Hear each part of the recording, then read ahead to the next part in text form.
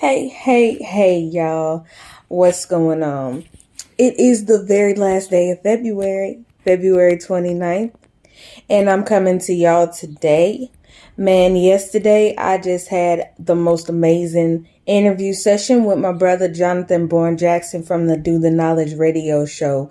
And I wanted to come on here today to kind of give y'all a couple of snippets from that and really just kind of elaborate on some of the stuff that we were able to talk about yesterday and kind of dig in with that. Because we really were able to touch on some deep stuff, and I wanted to come to y'all today with getting into that.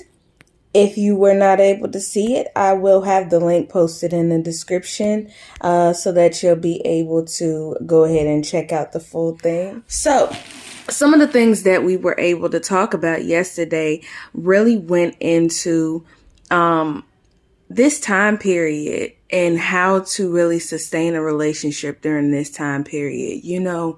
A lot of the times we like to say we want to go back to the way that, our grandparents and great grandparents did relationships and how they was able to hold together relationships.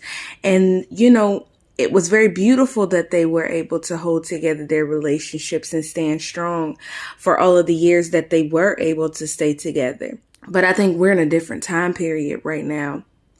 And I think in this time period, we're faced with a lot of different things. I'm not going to say whether it's easier or harder. I think that we have our own challenges like they had their own challenges. And so we do have to do things in a different way. So I will say the biggest challenge that we face in trying to hold together relationships in this time period is simple. Social media. Social media is one of the biggest challenges against relationships that you can have in this time period. And really, it's because of the fact that it offers a lot of different choices inside of a relationship. In a lot of those further back time periods, because they didn't have social media, it's not like they didn't have infidelity or anything like that, but there's so many different ways that a person can wander off in their relationship in this time period because of social media. Also, you have a lot of people who are against relationships in general, and they are giving their opinions at massive numbers on social media. You have people who may have went through bad experiences in their life, and they're now just saying, in general, you don't want to be in a relationship. Trust me, I had bad experiences, so you just don't want to be in one, period. Because of the fact that they may have attracted bad experiences with relationships in their life, they're now saying nobody should want to be in a relationship. And it's people who are easily influenced who are picking up on this and who are saying, you know what, maybe I don't. Maybe, even though nothing has been wrong with my relationship for the past 5 years, maybe it is a red flag. Maybe I should just leave my relationship. Maybe it's bad enough for me to leave because this person says so. So social media is a big thing that's against relationships in this time period. We also were able to dig into some ways that you can actually work on your relationship and work on making your relationship better. One of those ways that we talked about had to do with communication. I think that communication is key in any type of relationship, but especially if you have a marriage or a partnership, because of the fact that if you're not able to communicate, then you can have a way that you feel, or they can have a way that they feel, and you would never know about it because they're not able to communicate it in one way or another so that you're able to understand it. And without that understanding, you're not going to know how to move forward. Everything does not come in a pretty package, and you don't have everything lined up to where you already know what you're doing before you go into the situation.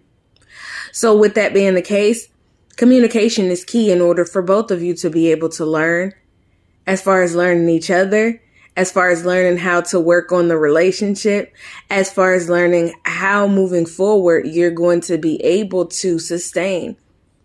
You have to be able to communicate, you know. You can't just be upset and then just be like, you know what? I just don't want to talk. I just am not going to talk to them about why I'm upset. I'm just going to, shut down and not talk about it. Yeah, you can do that. But the problem is that the problem won't get solved. Whatever it is. It could be something that doesn't have to be as big of a problem as you may be thinking that it is. It can be something that can be more easily solved. But if you don't talk about it or communicate, then you won't know. Another thing that we were able to talk about is setting boundaries. Setting boundaries really comes down to knowing yourself coming into the relationship, because I think that, as far as setting boundaries, it is important to say, what are the lines that I'm not willing to cross? If this happens or if this takes place, I'm not willing to go with that. I'm not willing to continue in the relationship if this line is crossed. And I think that being able to set those boundaries and being able to be clear about those boundaries is something that, will help you to know what steps you're not willing to take in the relationship. And also, if you're clear about them, then the other person will know if this is something that happens, if this is something that takes place, then you are not willing to continue on. So I think that that's something that's important. I think that also setting boundaries for the outside of your relationship as well, because I think that sometimes we allow other people's opinions to come into our relationship, family and friends and everything to come into our relationship and give their opinions in places where it can do more harm than good. And when this happens, then, people on the outside who don't know what's going on the inside of the relationship can give their opinion, and then it can change up what you may be thinking about the relationship. It can change up, the dynamics of the relationship and make things harder. So being able to set those boundaries. We also talked about love languages, and, it can seem kind of unattainable when you see people talking about love languages and everything like that. And you kind of like, on a day-to-day basis, how do I apply that? What is that going to mean in my relationship? Well, how I've learned to apply it is like this. You may be in a relationship with somebody that does not show their love in one way or another. They may not be the person that's going to necessarily express it through poetry or say it in words to show you that they love you. They may show it through small gifts and different things that they do for you. They may show it through, touch, or they may show it through different ways of affection. And to know your partner and to know their love language really will be able to help you to understand what is their way of saying I love you. And that will help you to be able to accept it. And that will help them to be able to know when you do or say certain things, that's you showing your affection to them as well. So I think that's kind of an easier way to apply it in everyday life.